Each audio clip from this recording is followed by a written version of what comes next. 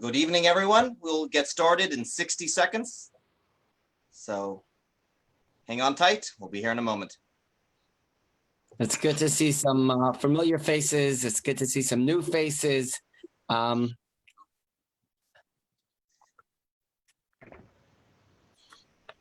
can't see. Yeah, can hear you now. Hey, Rabbi Lev. Hey, Amy. How you doing? Hey, John Levine. He said hi. Hi.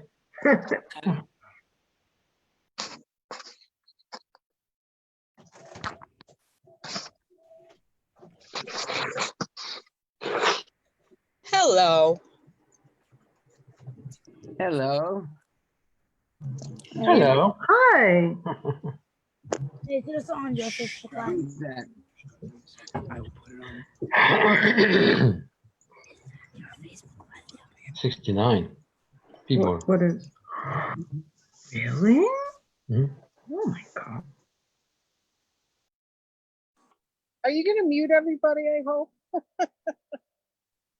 Everyone should be muted now. Good evening, everyone. Good evening.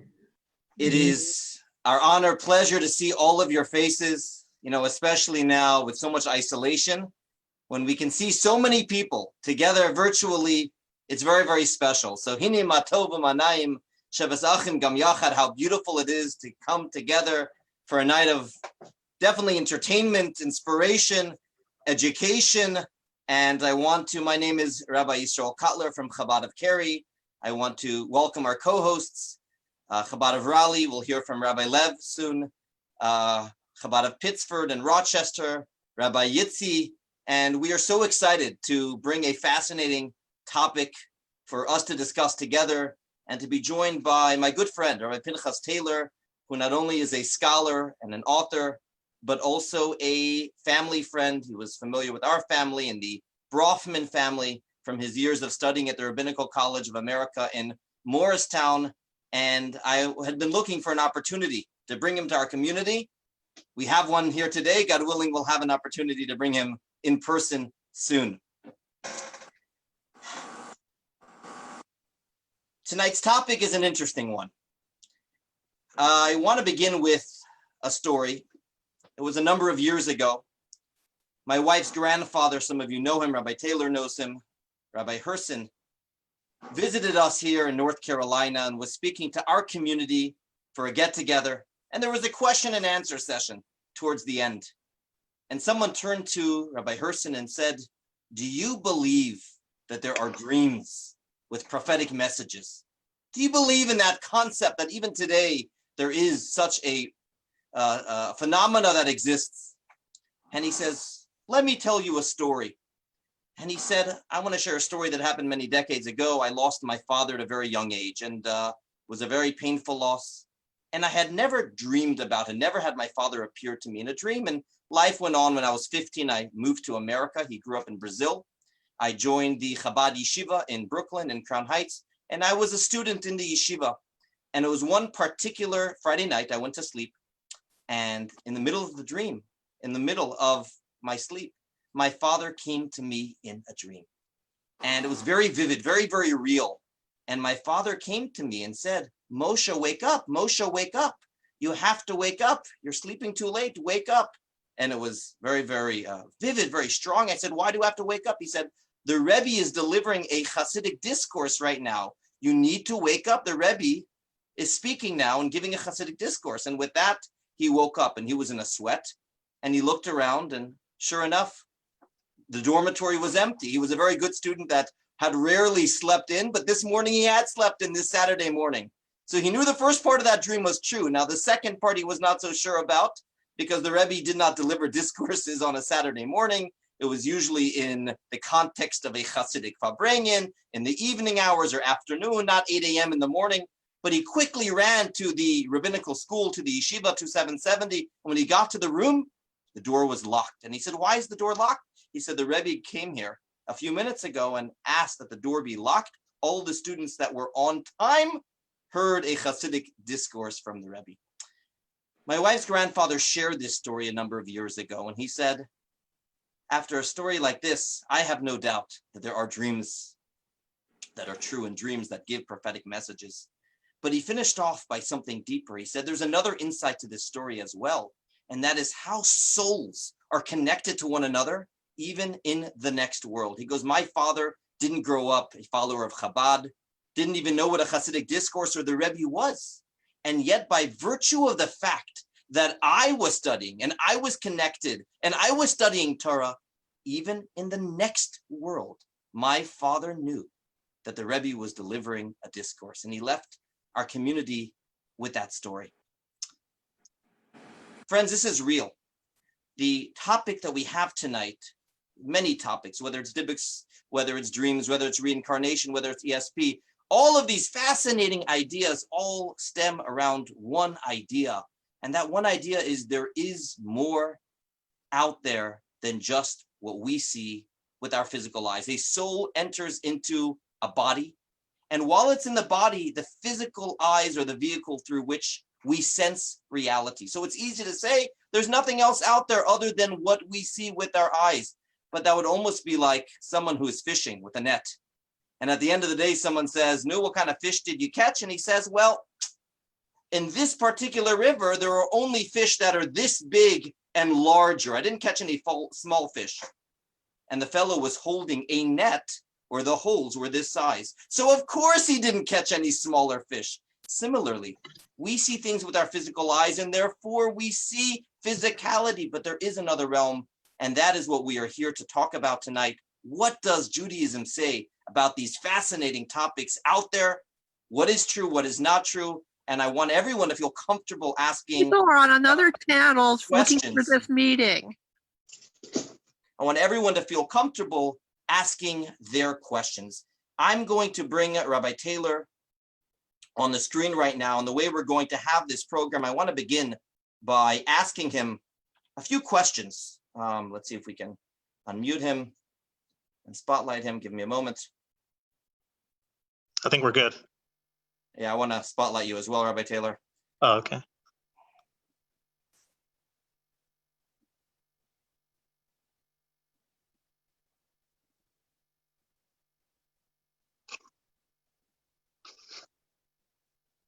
Let's see how we can do that. Here we go. Good to see you. Welcome. It's very exciting for us to be here tonight and speaking to you. Really, 1 week. When did you put out this book? When was The Jewish Guide to the Mysterious released? Gimel Tammuz, actually. So we're about 10 days or so, a little bit over, 12 days since. And I just want to give a plug right now. You can find this book online. It was sold out on Amazon within 48 hours. He has it there, The Jewish Guide to the Mysterious. He'll tell us in a moment where else to get it. Now, Rabbi Taylor, this is not his first book, and the first book he wrote is called Pillars of Faith. It is an incredible work, and often people will ask me, Rabbi, I want a book on beginner Judaism. What is a book that describes the foundations of our faith? And this is a book that I recommend to many people to read. It's called Pillars of Faith. But what I want to ask you, Pinchas, is I can't think of a bigger contrast between your first book and your second book. You know, in Pillars of Faith, you discuss foundational ideas of Judaism. And what you do so beautifully in that book is not only do you explain it from the perspective of faith, but you explain rationally, philosophically, why it is that we have these beliefs, why it appeals to the mind. Now, in this book, these are not ideas that are necessarily foundational to Judaism. These are not things that our religion is premised upon. That's A, and certainly these are not rational ideas that we can prove, you know, in the laboratory. So my question to you is, what prompted you to write a book on this topic? Talk to us about the journey. So a lot of it it's first of all, hi everybody. A lot of it has to do with personal interest. I mean, these topics are fun topics. They're topics that are commonly discussed amongst secular people, amongst religious people. And I was finding, like, over the years, a lot of people were liking to talk about these, whether it was a Shabbos table, whether it was at a lecture, whether it was with a group of seminary girls. I teach weekly in a local seminary over here. And so no matter where you were on the spectrum of religious or not religious or questioning or wherever, these topics of the paranormal, dreams, astrology, reincarnation, alien life, I kept finding that these were really popular topics, really fun topics that people can go on talking about for hours. And so on the surface, it kind of looks like it would be a very big contrast to the firsts, because the first is the fundamental ideas of Torah, the 13 principles of faith, the cores of our religion. But the key, the theme of Pillars of Faith was to appeal to someone who maybe never got the opportunity to thoroughly examine some of the core aspects of our faith, and to be able to have an understanding that this is something reasonable to believe. On the surface, a lot of even the core ideas that we have in Judaism seem to be something that is maybe mysterious or maybe difficult to believe. So the resurrection of the dead, I mean, that's a pretty spooky or outside of the box topic. It's one of the 13 principles of faith, though. And so the objective over there was to take the ideas that we have in Judaism and to put them into a way, to phrase them in a way, to investigate them in such a way where it makes reasonable sense to accept these ideas. It's not just blind faith. It's not just for a religiously minded person, that these are reasonable ideas that are at least worth considering. And this, I wanted to sort of format this new book in a similar way, although it's not the foundations of our faith, but to take these topics that are sort of outside of the box, but that a lot of people enjoy, whether you're from a religious background, not a religious background, questioning background, atheist background. They're fun topics to discuss. They're interesting. It gets us thinking outside of the box of what we're normally dealing with, and to sort of assess it in the same way as in Pillars of Faith, to understand it from a historical vantage point, from a scientific vantage point, and from a religious vantage point as to why it's reasonable, at least to be open to such an idea. Thank you. I can see how it's intriguing, and to explain how it is reasonable. How could it be beneficial for a Jew? In Torah, we talk about life, practical living. What would be the difference whether one believed in these ideas as far as practical Jewish life is concerned? How does one's belief in any of these ideas enhance one's Judaism? And you could even explain one example of that.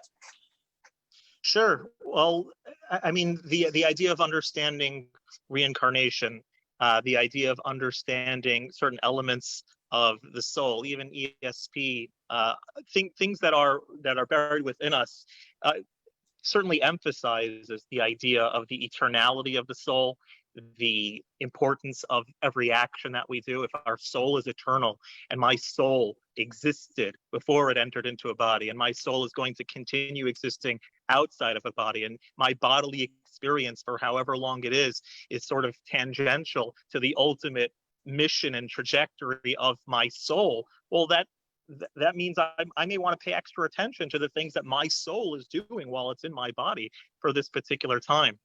Yeah, that's great. People often say, we're a person with a soul. Well, really, it's the other way around. We are a soul that happens to have a body in this physical juncture of our life. When you were researching this, because this is not necessarily the types of topics that we study in yeshiva, we study in rabbinical school. So I'm sure there were some wow moments, even in your research for this book. Was there ever a time where you had one of those, I never knew this, even with all of your previous learning before? What of all the topics was, wow, surprise? Okay, so this was super cool. I still get a kick of talking about it every single time. So in the astrology section and in astrological thought, so the way in which the creation process is described in creation, that God set the sun, the moon, and the stars in their place on the fourth day of creation. So the Talmud and the Medrash and other rabbinic sources talk about the way in which God did that. And God did it in a way where when he set them in their place, what that means is that each of the heavenly bodies, each of the planets and stars that we can see from Earth with the naked eye, God sort of ascribed an hour to that star or planet. The sun, meaning the sun, the moon, and the five planets that can be seen from Earth: Mercury, Venus, Mars, Jupiter, and Saturn.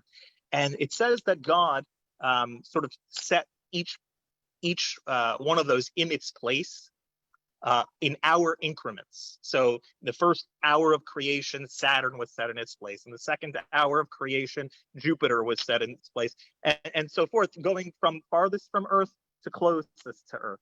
And that pattern of 7 celestial bodies repeats itself throughout the course of the week. So every Wednesday at 6 o'clock, or whatever, Tuesday at 7 o'clock till 8 o'clock, there's a certain energy that is relevant at that particular point.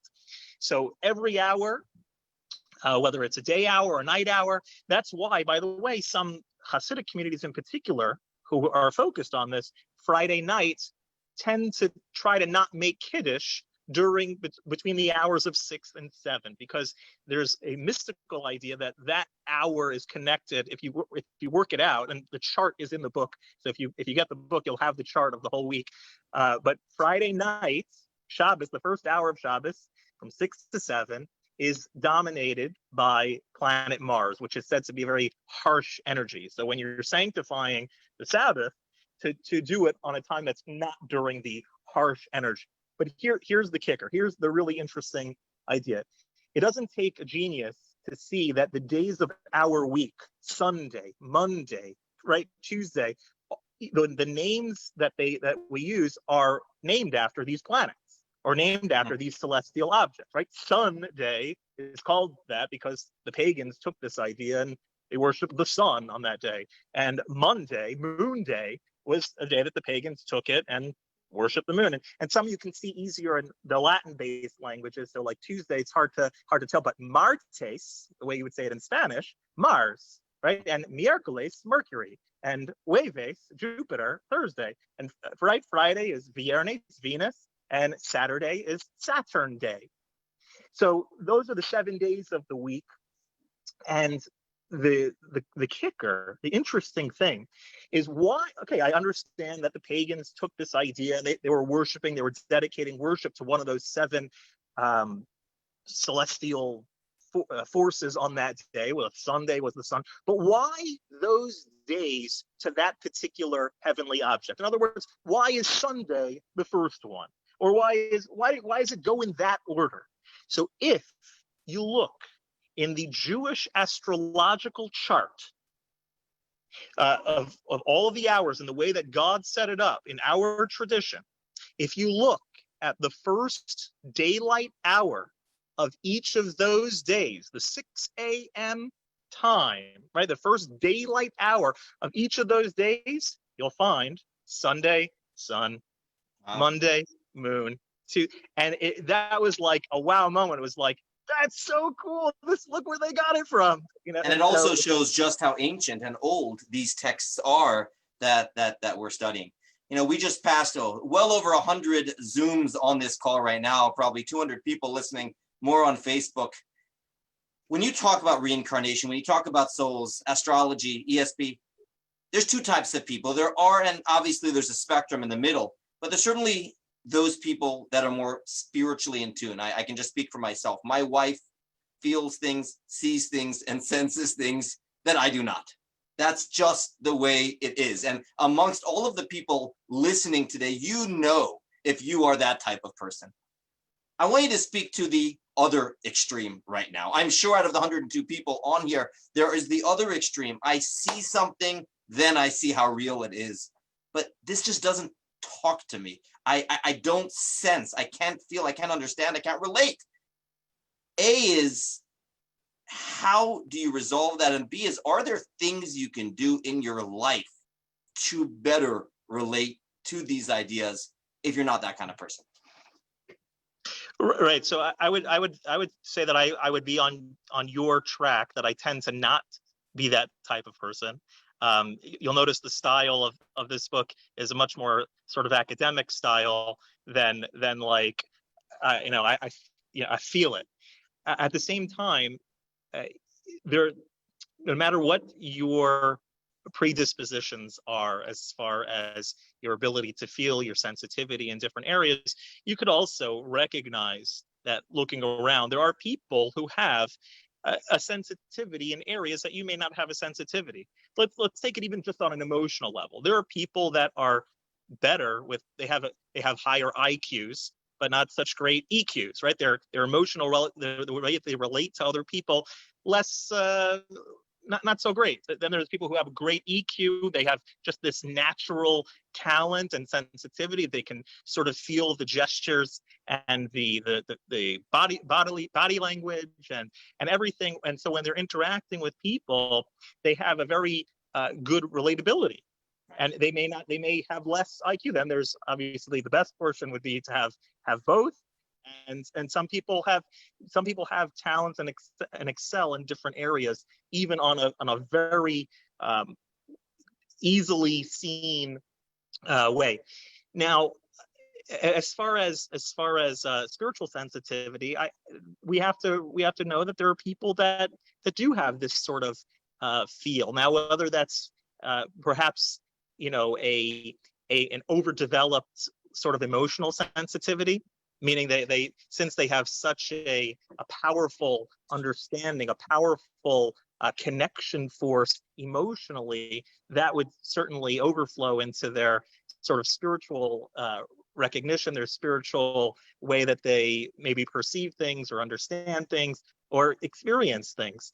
And so I think that even if a person is more of like sort of a rationalist, an academic, you can also recognize that there are people that have an emotional sensitivity and do feel things more, even in contact with other people.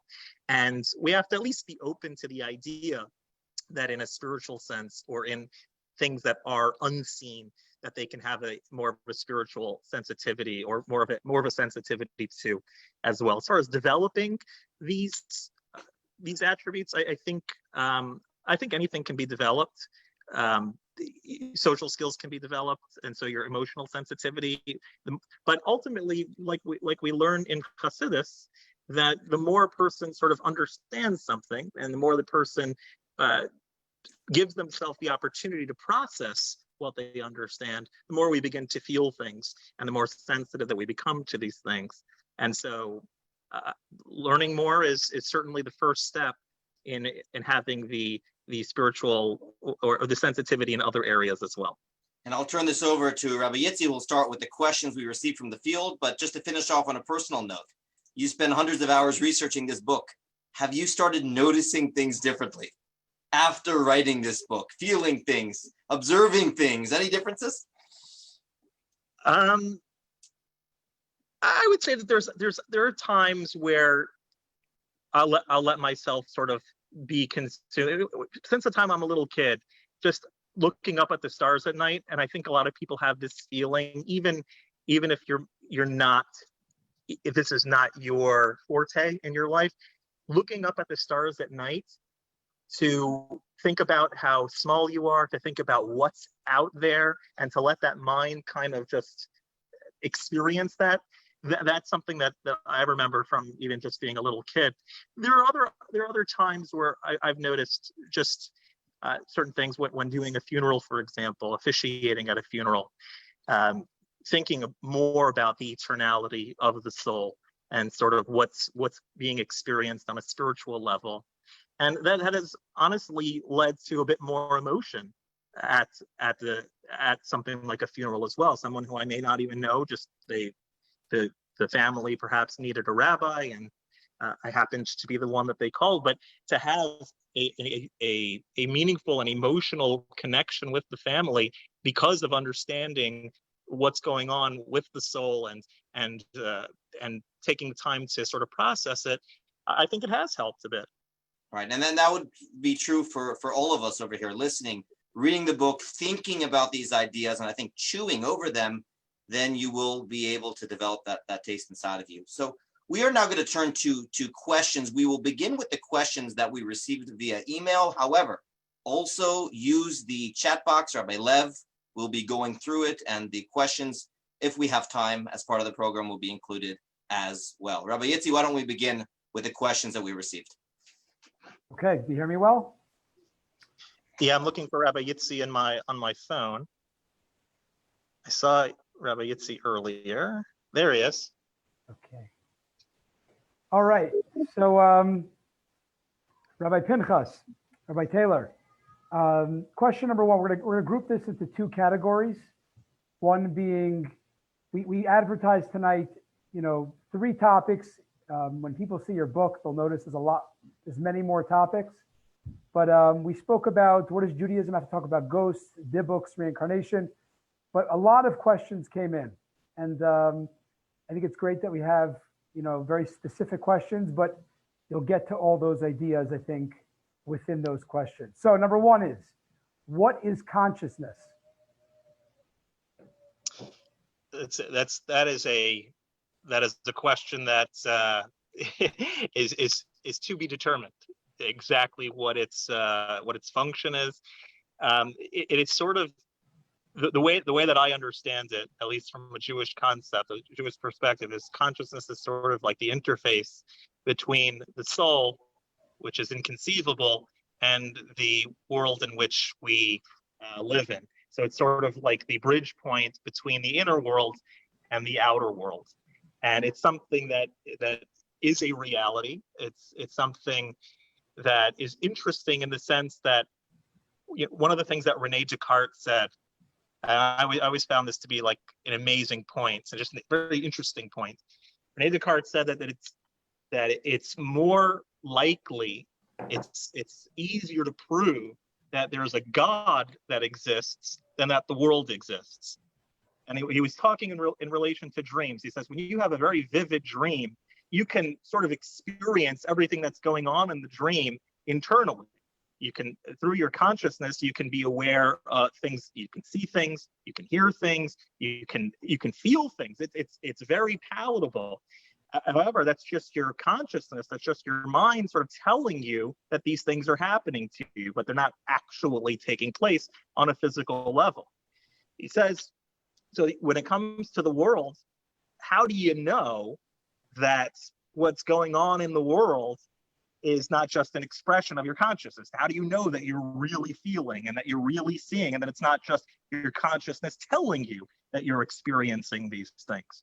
It says, so when it comes to the world, you can't prove that the world exists. But if you have consciousness, that consciousness had to come from somewhere. And so it's easier philosophically in his eyes to prove that there's a God, a source of the consciousness, than that there's a world. Okay. Very good. Let's go to the next question. Now, each of these questions could be a whole evening, but due to that, we have many questions, and we'll probably want to have a few extras at the end. So try to keep each question to about 2 minutes. A question came in: when you die, where does your soul go? So when a person passes away, their soul is basically has an experience based on the life that it lived. The analogy that's given in many places, it's almost like watching a movie starring you, and your emotional experience that you have regarding what you observe of yourself will either be a very pleasurable experience because you've done a lot of good things in your life, or it can be the opposite if a person has made a lot of choices that they maybe shouldn't have made. And so the soul experience is the experience of truth. That can be, again, it could be the experience of God. The experience of truth can either produce something very pleasing or something very unpleasing. And based on that experience and based on what the person has, how they've lived up to the potential that they were granted by God in the course of their life, that soul is either eternally rewarded, or there's a process that eventually will lead to their eternal reward, but there may be a few stopovers in between as far as getting that soul cleaned up to go meet its creator. I like to look at it as that if you win a contest and the contest is front row tickets to the opera, well, if you like the opera, that's a very enjoyable experience. But if you don't like the opera, then front row tickets is torture. It's the same event. It's the same thing that you're witnessing and experiencing, but it could be two very different experiences. And so if you live the life of not appreciating the opera, then when a person encounters God and truth, it may not be a very pleasing experience. And so the process of sort of getting cleaned up and learning to appreciate the opera or learning to appreciate God in the spiritual realm may involve some steps in between. Okay, just to, I didn't understand. Where do you actually go? Where is it up there? Is it down there? Is it a parallel universe? Where's the soul go? So we have to always try to divorce our minds from using physical terminology when talking about spiritual experiences. So there is no up, down. It's not like if you go 500 million light years, you'll reach heaven. If you go 500 million light years in the other direction, you'll reach hell. It doesn't work like that. And so the experience, it's a spiritual experience. It exists in the here and in the now. It is here right now. It is just something that the scope of our senses is much, much too thick to process any of that. And so it's here and now. It's just something that we can't really relate to because we have the cover of our body that can't process this particular experience. Okay. All right. So another question came in. Are Jews allowed to communicate with the deceased? So that is a very, very popular question. And the answer is that we are not meant to try to, by any means, contact our deceased relatives. As appealing as that sounds, and as satisfying as we think it would be, there are really two reasons for it. On the one hand, the vast majority of people that claim to be able to help facilitate that tend to be charlatans. Some are really, really good at their deception, but a lot of them tend to be people that are purely just trying to make a buck and trying to play on people's emotions for even higher bucks.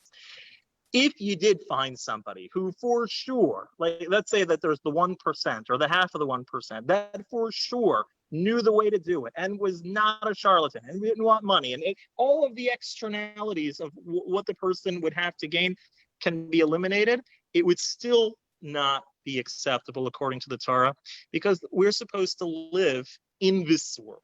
In other words, one of the reasons that the Torah the Medrash says that the Torah begins with the letter base. So if you look at the graphic of the letter bet, the letter base, it's closed on three sides. It's closed on the top, it's closed on the back, and it's closed on the bottom. That means the only way that it's open, the only direction that it's open is in the here and the now, in this world. Not supposed to think all that much about what's going on in the heavenly realms, not supposed to think too much or what's in the lower worlds, or what was going on with God before time started. The here and the now, the reality that we have been crafted to live in, that's where we're meant to invest our time and our energy. And so we're not supposed to seek out to communicate on an active basis with our loved ones, to do it through any mechanism, crystal balls, Ouija boards, whatever you got. This is not a Jewish, it's something that a Jewish person and a Jewish tradition should be pursuing. Okay. But you're saying theoretically, just so I understand this, although it's prohibited, it's a possibility. it's a possible, yeah. So the vast majority of our sages say that the fact that it's prohibited means that it's something that is actually out there. It's something that can exist, something that is not outside the realm of possibility, for sure. The Torah only deals in things that are real, that can take place. The Torah doesn't need to prohibit, when the Torah is forbidding foods, it doesn't need to prohibit six-headed dragons, because there are no six-headed dragons. We're not dealing with something that's actually in the realm of possibility. I know not to eat six-headed dragons because there are no six-headed dragons. So the Torah the fact of the matter is that it's very likely a possible thing, again, to find someone who's actually capable of it, and not just a very good, not a good at sleight of hands or sleight of mind, as the case may be, is difficult in and of itself. But even if you were to find somebody, the Torah tells us, there's a verse that says, Tamim tihya im Hashem Elokecha. You should be pure, you should be sincere with Hashem, your God. And we have to remember that God created us in a world to operate with free will. And the goal in our life is to have a balance of free will, right? God gives us equal opportunity, equal accessibility towards things in holiness and towards things in the realm of not holiness, right? Our good choices and our bad choices have equal pull and equal accessibility. And if we were to have absolute confirmation that the soul continues on, that might sway our free choice. We would never do anything wrong again, because I have absolute confirmation. It's not supposed to work like that. I just want to chime in for a moment, because I'm seeing a few questions that come in, Rabbi Taylor. Could you speak for just a moment, just to differentiate between trying to communicate with the dead versus having experiences where a loved one does come to you? You didn't have the effort, it came to you. How do you respond to that? How do you explain going to a loved one's resting place where you're not asking for communication, but rather just trying to feel that connection? Speak to that for just a moment. And that was the next question. Do you believe that our dead loved ones communicate with us? Okay, so let's try to incorporate that together. So the prohibition is on us actively trying to seek out the communication, and again, that's essentially because to try to negate eliminating our free will. Again, if I successfully communicate with my own mechanisms or whatever to my loved one, and I see them in front of me and I hear them, and then that could very well eliminate my free choice and basically disrupt my whole purpose of being placed here on planet Earth. However, the law and the rules for the souls may be a different story. I don't have that Torah. We have the Torah of the human beings. It's the rules that the souls are locked into or obligated to when they're just souls and not bodies. I haven't been privy to see that Torah yet, but Jewish tradition certainly speaks many occasions of righteous individuals visiting their disciples, their children, their loved ones, in dreams. There are quite a number. I go through quite a number of them, all of the sources in the book that speak about these experiences. They are more on the rare. They're more the exception than the rule, but it's certainly not out of the realm of possibility. When a person has a dream of a loved one, and a lot of times I'll get the question, is this really my loved one communicating with me? What is this all about? It felt so real. It felt so good, and it is a wonderful thing. I've had it myself with my grandfather and others in my life, that I've had a dream where you really feel that they're there and you see them, and it feels so right and so real. And the question is did they really come visit me? I don't know that that's for us to analyze or to overanalyze. I think the main thing that's important for us to take from those moments is how we can perpetuate that person's legacy from that experience. Meaning, I'm so inspired, I'm so touched, I'm so moved, I feel so loved, I feel that I shed love, I gave love to my loved one, even after they pass, I'd like to take that opportunity now and channel it into this world, because at the end of the day, it's all about channeling into this world, to take that experience, to take that loved one, and to really work extra hard at perpetuating that person's memory into the physical world. Okay. We got a question that actually came in that was an interesting one. So I'm just going to add to it, because if the soul contains the accumulated experience and knowledge of the body, what happens to the soul of a baby? Can the parents recognize the soul of their child? If it God forbid, passes away at a young age and doesn't have many, memories or emotions that occurred. Right.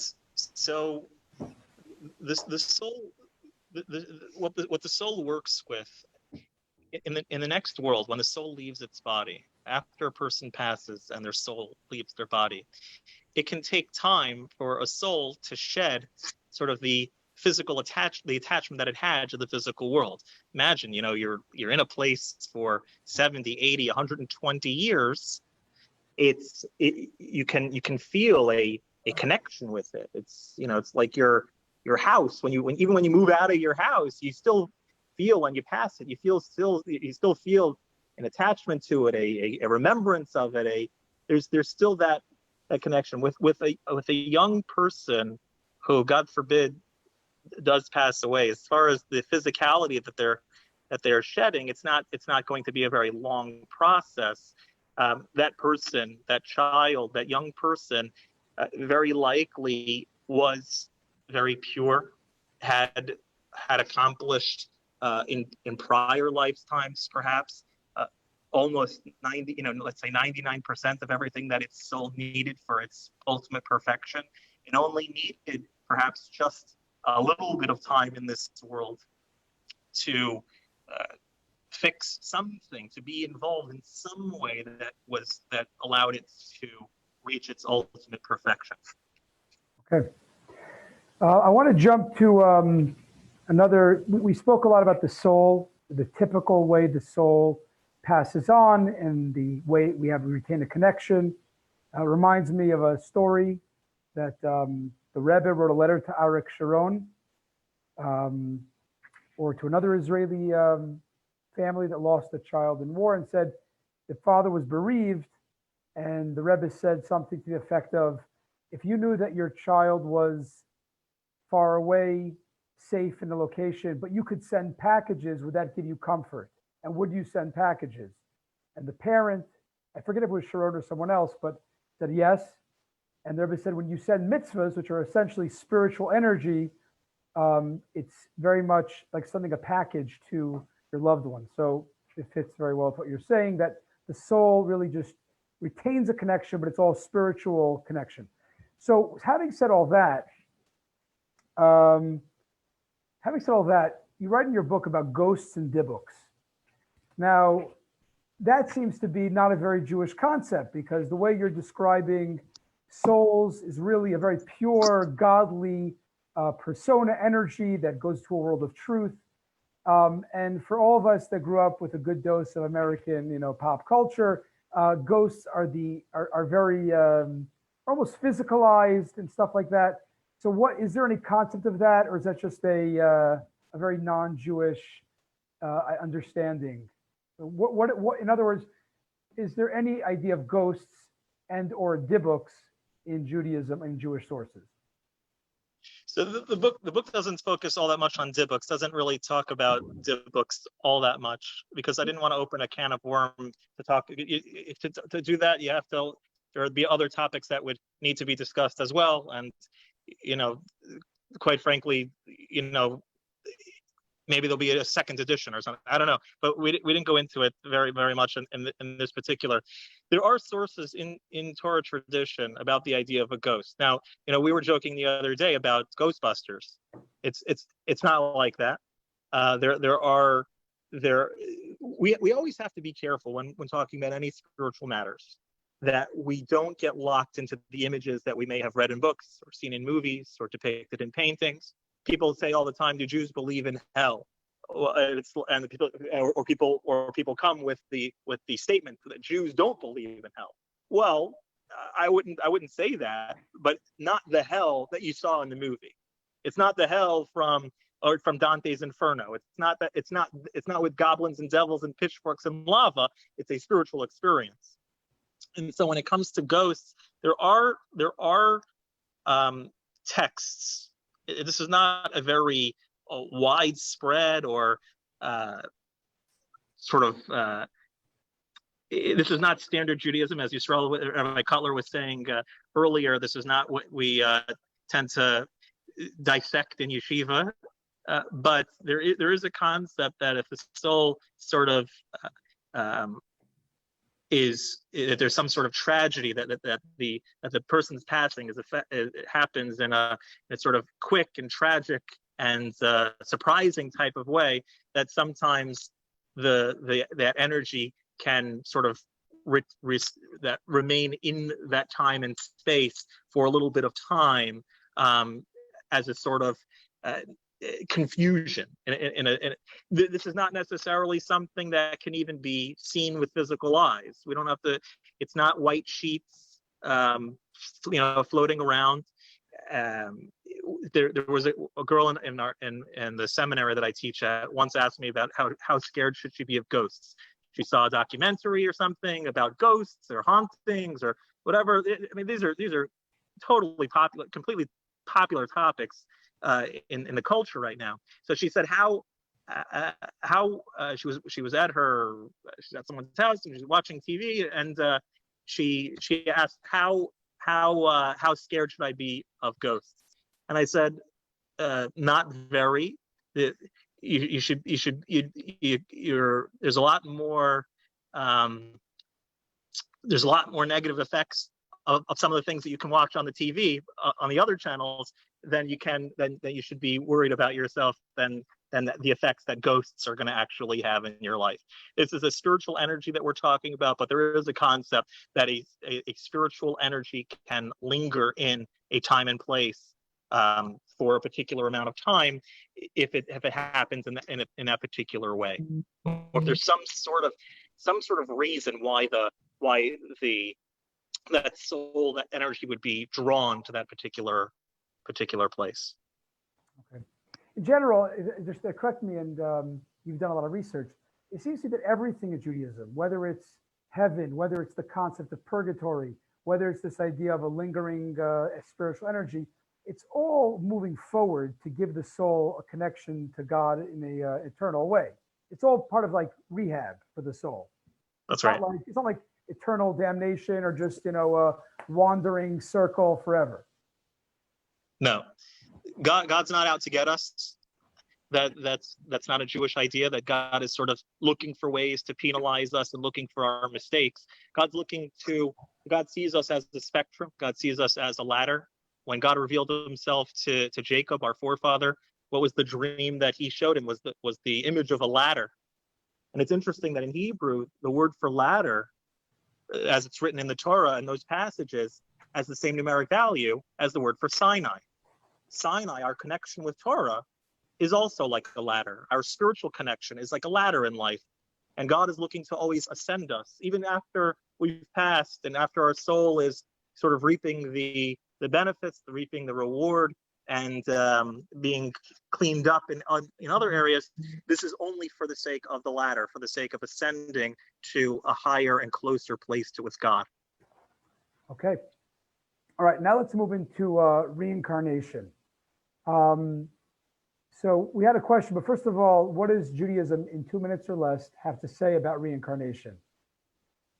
Okay, so reincarnation is a possibility. That is one of the routes that can be assigned to the soul as part of its correction, as part of its either correcting something that it may have done that it shouldn't have done in its past life experience, or moving forward something that it needs to do, that it's left undone, that it needs to have the opportunity to pursue. So it is a possibility. It is something that all of the mystics have said that everyone in this generation is a reincarnation, that we all have been here multiple times, that we are not just our own identity, but we carry with us other histories and other lifetimes that have been utilized by our soul. And so, yes, it's definitely something that the Torah tradition in general is open to. I remember hearing that it's not like, even if a person's reincarnated, it's usually not like they're reliving the same life twice. It's like the soul is this vast energy and mission.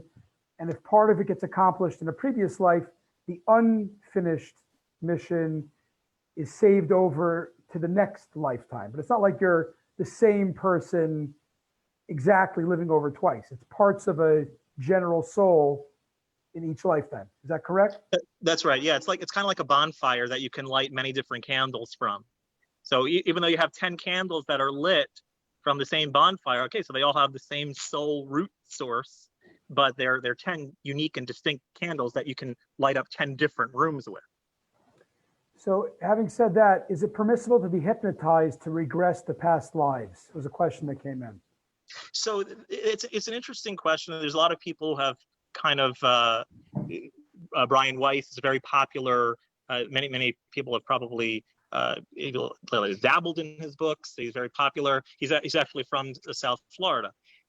So a lot of people, he has conferences and whatnot over here. It's definitely not something that we're supposed to be dabbling in all that much, in a similar way to why we're not supposed to go to psychics and we're not supposed to try to communicate with loved ones.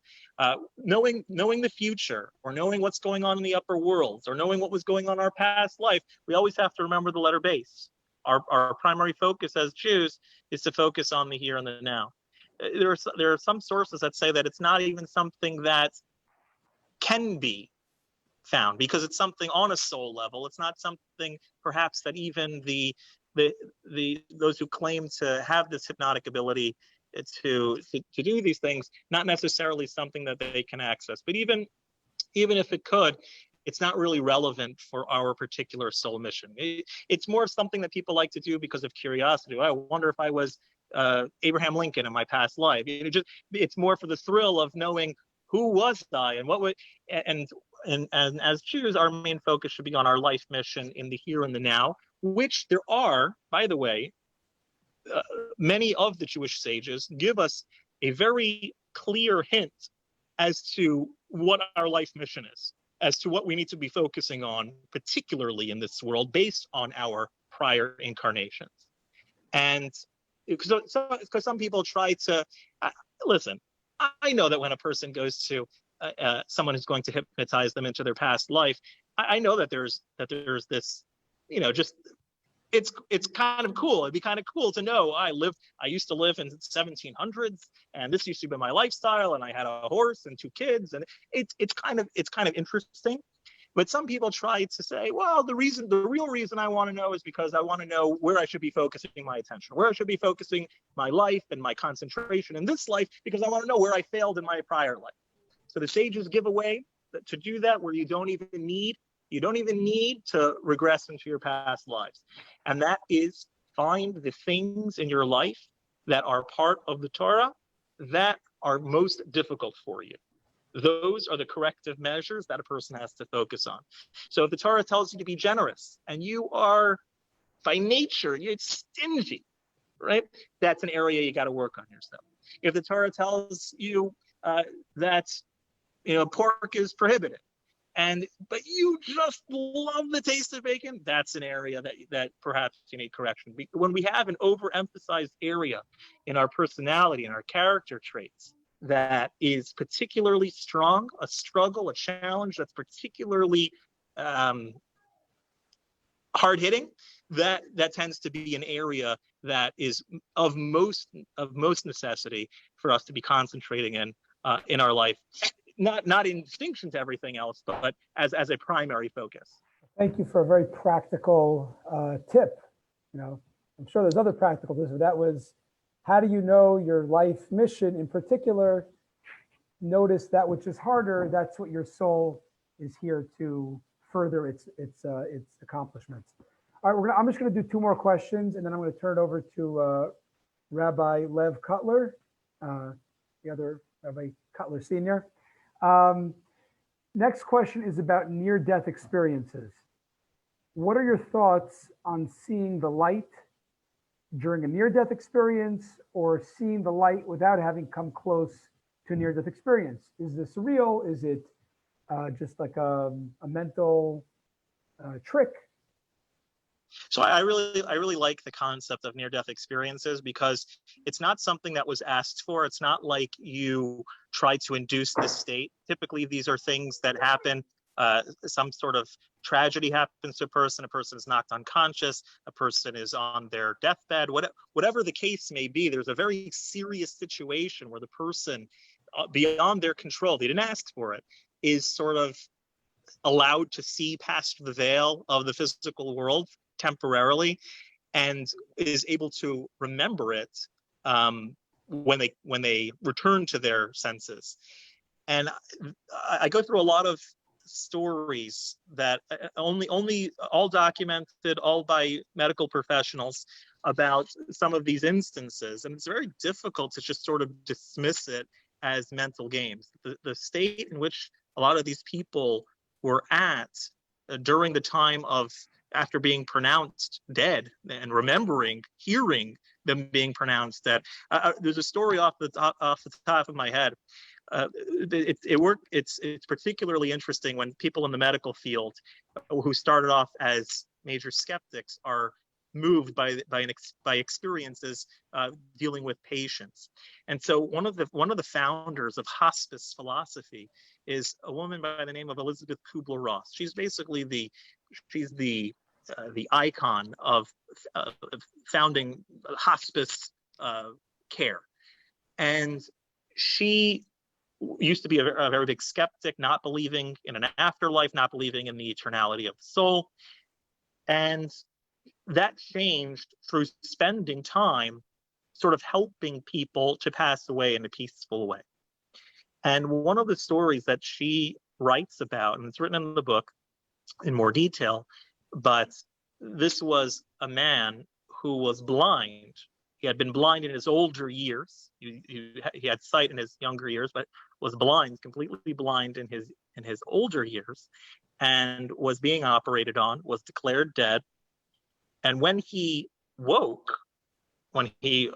from this whatever state that he was actually in after minutes or dozens of minutes after this scenario, he was able to tell, as if he could see, what was going on in the room, to the extent where he told the doctor what type of tie, what design was on the tie of the doctor or someone who was in the room.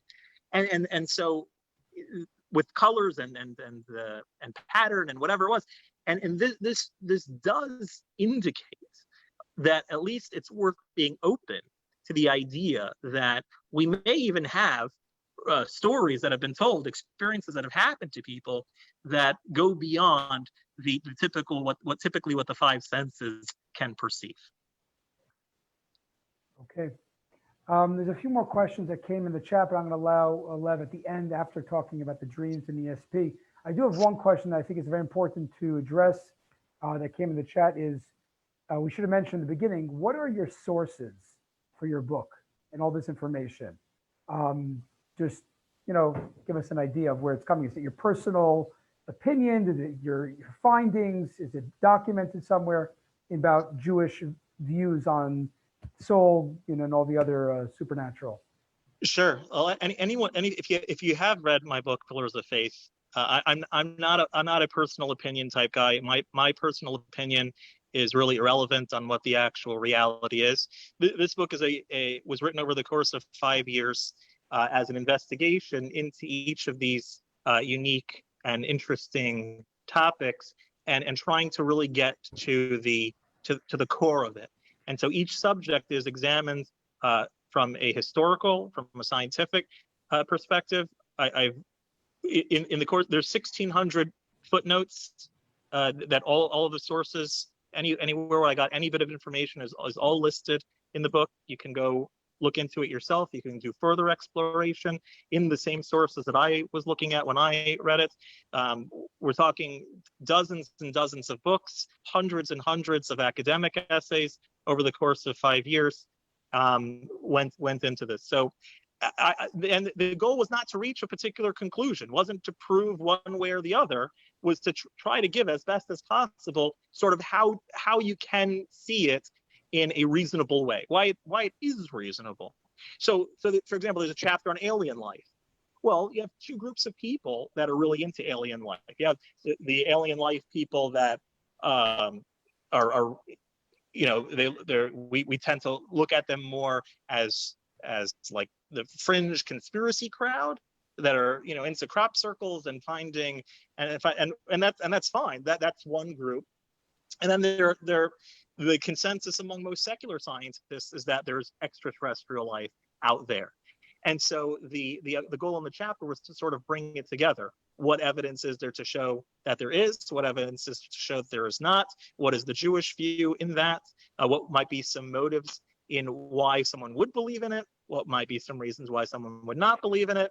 And to try and really get to the core of each issue and give it a good level playing field as something within the realm of possibility. I gain nothing from convincing you that aliens either exist or don't exist. So it's really just to have a thorough investigation of these topics that are off the beaten path. And as Yisrael mentioned, Rabbi Yisrael mentioned about your earlier book, Pillars of Faith, which is a great general Jewish philosophy book on Jewish views on different regular things, not supernatural. You're very rational, even in all those. So we had someone just ask, what's the name of the book? And I'm going to also type in the link, the name of your book, and where to get it before we go on. Okay. I'm going to thank you all for listening to me interview, and we're going to turn it over to Rabbi Lev Kotler, who will talk with the next section of the book. I'm going to look for Rabbi Lev Kotler in the... All right, thank you. So yes, and I think just to segue, you're talking about alien life. I think someone asked the Rebbe that question. Someone who is it was a professor, and he was getting a lot of pressure. It doesn't seem like it's a Jewish concept, and the Rebbe basically answered that, you know, to say that there is no alien life would be limiting God. To say that, you know, unequivocally, and we can't limit God that way. You know, so in other words, he sort of left the door open on that possibility. We're going to move on to dreams and ESP, and I'll start off with some of the questions that many of you had emailed, and then if we have time, I want to also address some of the ones that are in the chat room.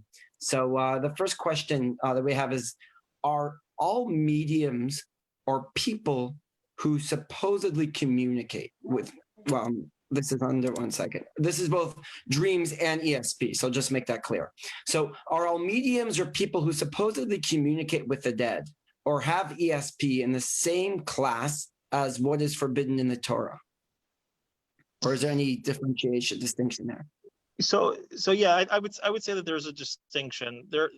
There are, and I think we may have touched on some of these topics earlier in the evening.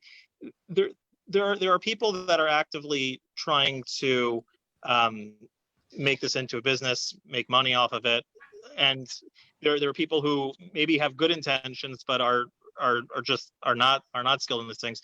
And when it comes to the Torah, actively pursuing, actively engaging in any practice that tries to foresee the future is something that's prohibited.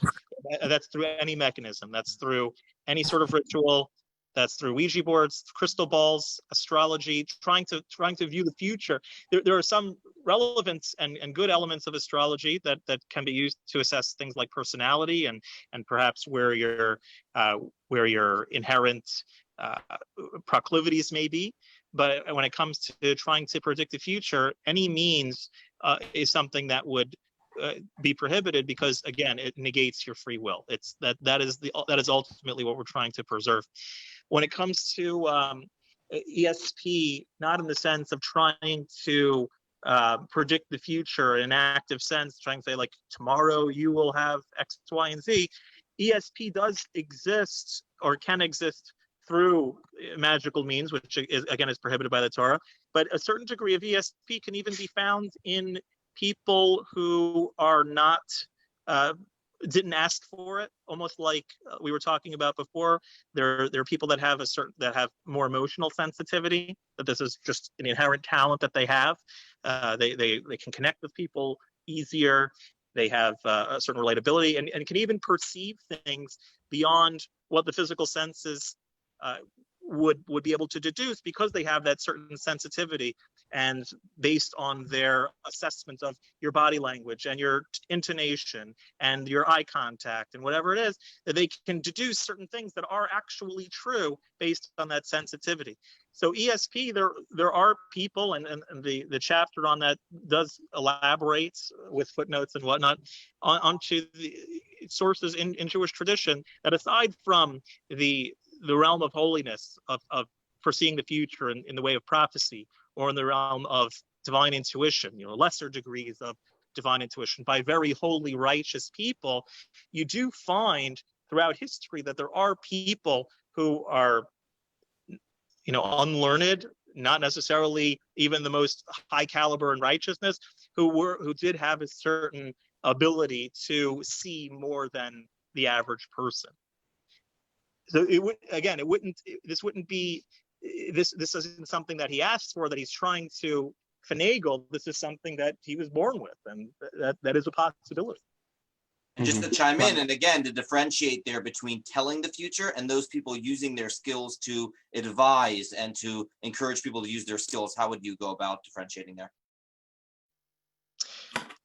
Well, I mean, it would really depend on the person with ESP may be able to just sort of take it the extra step. We said with somebody who, let's say, has the emotional sensitivity, who can know what a person wants, know what a person needs, and go out of their way to pursue that from an emotional standpoint. Someone who has these talents in ESP may have the ability to take that a step further and be able to provide service and comfort and connection with people in a way that is much greater than the average person. If a person has the ability to see the future, that they were just, they didn't ask for it, but every night they have a dream and the next day it comes true, or in 2 weeks it comes true, they should consult their local rabbi as to how to best use that for the world. It's a very rare, and we're talking about things that are very much the exception rather than the rule. Right. Okay, but I think the takeaway is what you're saying. It shouldn't be suppressed. There are ways in which those sort of sixth sense, or those types of senses it's a gift, but it has to be used very, very wisely. Yes. Right. In the right way. Right. Because someone was texting or was asking a question privately on the chat, even that she's had a dream about her grandfather passing away, and when she woke up and she was crying, it was so vivid, and that actually took place. Or she had a dream about a friend of hers who harmed herself, and again, with vivid detail. And when she spoke,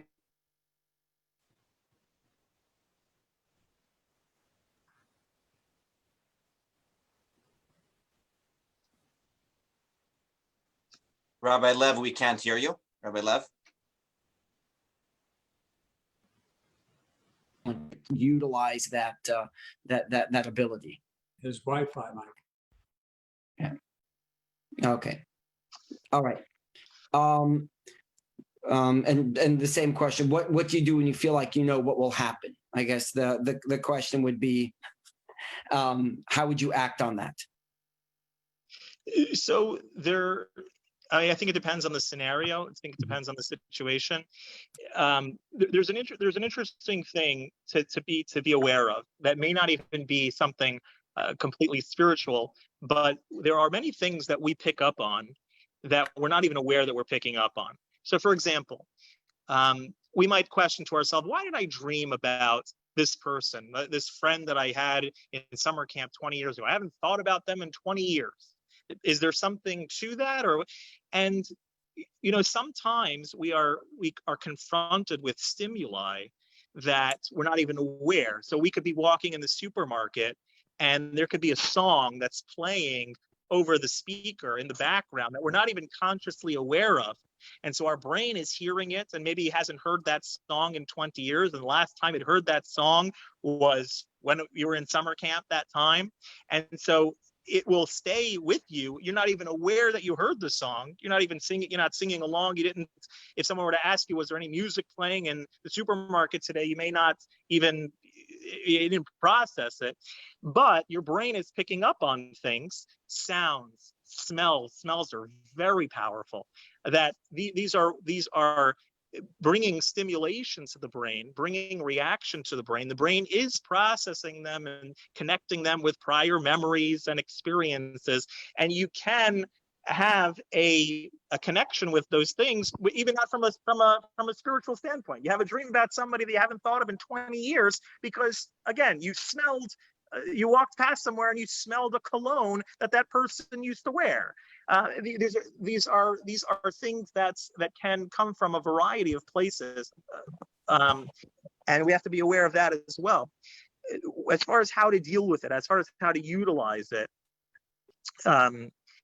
it depends. Abraham Lincoln had a very famous premonition. He had a recurring dream before his assassination that he was going to be assassinated. The dream was that he walks down the stairs in the East Wing of the White House and he sees a bunch of onlookers gazing over a casket, and he goes over in his dream and asks the onlookers, what's going on over here? And they say it's the president. He's been shot by an assassin. And he had this recurring dream. This is documented by his former law partner and later biographer, and again, also written about in the book. Now, this experience that he had, was this ESP? Was this a premonition of the future? Or was he a sitting president during a civil war who perhaps considered many times that maybe someone, especially at that time a Southerner, is going to try to shoot him? So how should he act on that if he's having a recurring dream and he's really paranoid? Maybe he shouldn't go to Ford's Theater. I don't know. Maybe. It's that we're playing a Monday morning quarterback, but I think typically with dreams and foretellings of the future, premonitions that we might have, we typically don't ask on. We typically don't give it too much credence. We typically kind of process, put it on the back burner. But there are ways to take it and to utilize it if the person really thinks that there's something up. And if the person had a bad dream and a person wants to avoid that, the book tells you exactly how to ameliorate bad dreams. Right. Okay, thank you. I'm going to try to consolidate a few more questions as it's getting late, just a couple more. What is Moshe Rabbeinu or some of the righteous figures throughout history doing today, right? What are they experiencing right now? And also there are some tales that these righteous people are reincarnation of others. So this week's Torah portion talks about Pinchas, who Elijah, and later on was a reincarnation of Pinchas, right? So is that true? So I guess it's a double question. What are these righteous people doing today? And in terms of the reincarnation of those who we know, how would you explain that? So as far as what the righteous are doing in the heavens, I really don't know. I'm not going to claim I do. I'm not going to I'm just going to be honest. I do not know. As far as the possibility of righteous people becoming future righteous people in multiple generations through reincarnation, something that's entirely possible. There's an entire sefer, multiple svarim, multiple books from Jewish literature that actually pinpoint who is who on the in the reincarnation world. So it'll say that this person was also this person who was also this person and this person, which is just a fascinating read. But again, not something so much for our focus and attention to be on. Our focus and attention is on making this world into a godly place. Right. Okay. So would you say that the general consensus would be, speaking about reincarnation and prophecy, spirits, that the theme is you shouldn't go actively looking for it, but if it happens, right, there's veracity to it, and there's legitimacy to it. Does that sound about right?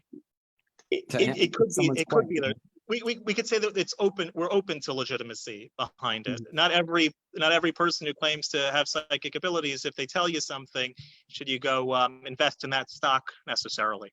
But there is a certain amount of legitimacy. The daughter of Rabbi Akiva, the Talmud says an interesting story about the daughter of Rabbi Akiva, who, when Rabbi Akiva was walking by a sorceress sorcerer, that he was told that his daughter is going to pass away on her wedding night, and Rabbi Akiva kind of kept that to himself and processed it and thought about it. And on the night of the wedding, the bride came back from the wedding, and it was, in those days they didn't have electric lighting.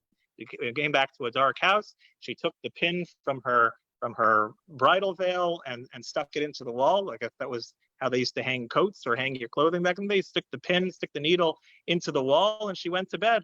And when she woke up in the morning, when the light was shining through the house, she saw that it was through the head of a serpent. She had stuck the needle went directly through the head of a snake that was ready to bite her. And so Rabbi Akiva thought that there must be something, obviously she was quote unquote supposed to die on her wedding night, but something happened that changed that fate. And so he asked her, is there any mitzvah or anything that you've done to merit a change in your fate? And she says that when everyone was all caught up in the wedding festivities and preparations and preparing the food and whatever, that there was a poor person that came to the door. Nobody answered the door because they didn't hear, because they were so caught up in the festivities and getting ready and everything. But I heard the door knock. I went to the door. I helped the poor person. And Rabbi Akiva said it was through that mitzvah, it was through that kind gesture that your fate was changed. And I think that's an important lesson to know about all of these things. People are drawn to knowing the future, to knowing astrology, to knowing all of the ESP, all of these things. Part of it is that people want to know what's going to be tomorrow. We have a fear of the unknown. What's tomorrow? What's next year? The overarching idea in Jewish thought is that nothing is fated, that we have ultimately access to the supervisor, right? And so no matter what the system has planned for us, we always have access to the supervisor who can change the system. The computer program may say one thing, but the computer programmer can make quite a different outcome. So don't ever feel locked. And that's why we take these things with, it's interesting, it's important to discuss, but ultimately our source of everything as Jews is that we go to the computer programmer, we go to the ultimate supervisor of supervisors who can change any future path to the better. And I think that's a really important concept, and probably one of the first times we see that is when Abraham, who was a bit of an astrologer in his own right, he had seen through the stars that he wasn't destined to become a parent.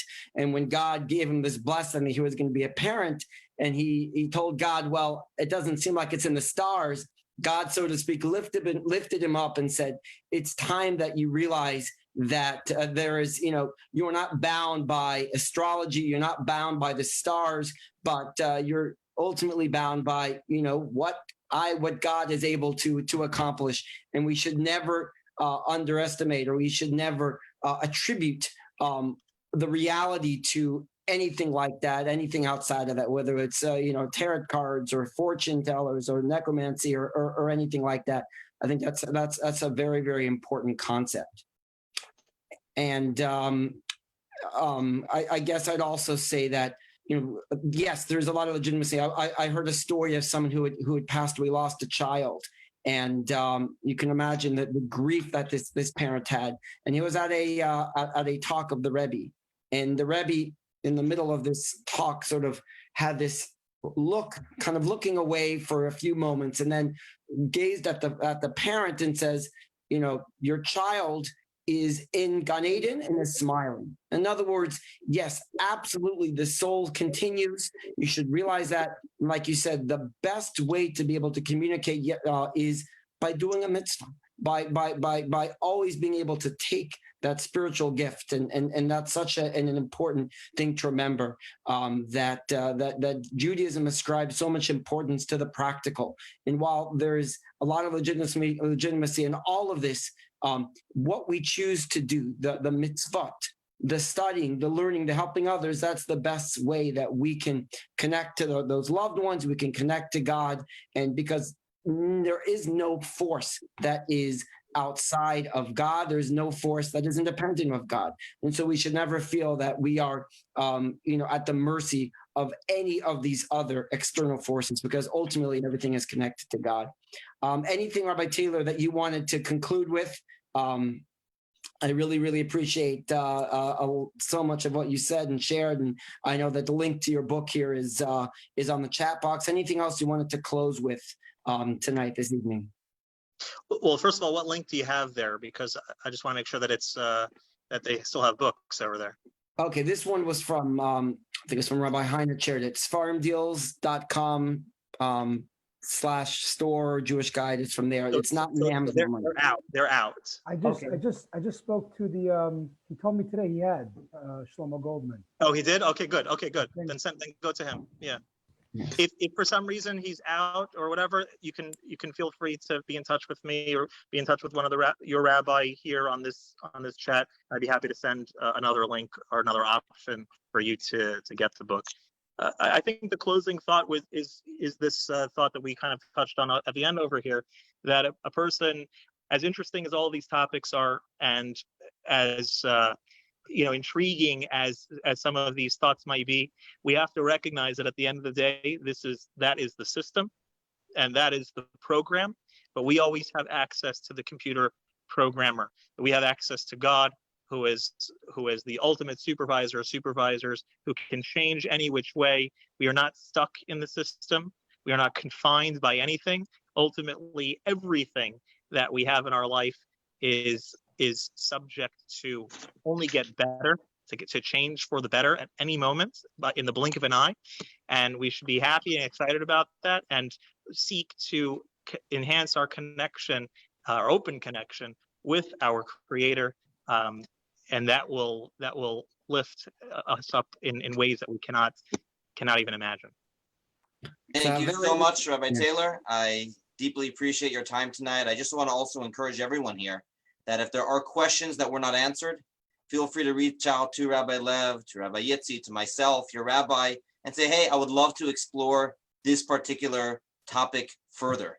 And there's a lot to learn. It's fascinating. But again, I like to think that if something is important for us to know, Hashem will provide a way for us to know that information. If we need to know something for our mission, we don't have to try to cheat the system, try to get around. Hashem will find a way through our regular occurrences to get us that information. We don't have to seek out that information in any other way. Thank you so much for joining. Rabbi Levi wanted to. Oh, yeah, I'll just very, very quick, 20 seconds. Yes, thank you for that. And a very empowering thought that we can connect directly to the source. And the way we do that is by studying Torah. And there's many avenues, whether it's with one of the rabbis here, whether it's Chabad.org or a class, doing a mitzvah, picking up the phone, calling someone, especially at a time like now where we're surrounded by a lot of negativity in the things that we read. The best antidote to that, the best remedy is surrounding ourselves with positivity through the study and through the good deeds that we do. And that will also get us connected straight to the source as well. So bless us all. Good health. Rabbi Hein, I'll have you finish it off. Just one, Rabbi Taylor, if you want to provide the other link, if you have your email or link, just in case they sell out of that book. I know it's been going fast. If you want to put in the chat another link to buy it, so people have I don't know how to put it into the chat, but I can tell you it's really just to me directly. It would be sending to paypal.me /Pinchas Taylor. Okay. And good. that would just be doing it directly to me. It's $30 in the store. So if you send 36 to cover the shipping, that would I could send you directly if you'd like as well. Okay. And okay, so everybody got that? PayPal.me/Pinchas, PINCHASTAYLOR. If you want to get it direct from the supervisor of the book, one last thing is about mitzvahs being the key, the most important thing. It's interesting that although Judaism, we don't focus on this, trying to hack the system or anything like that.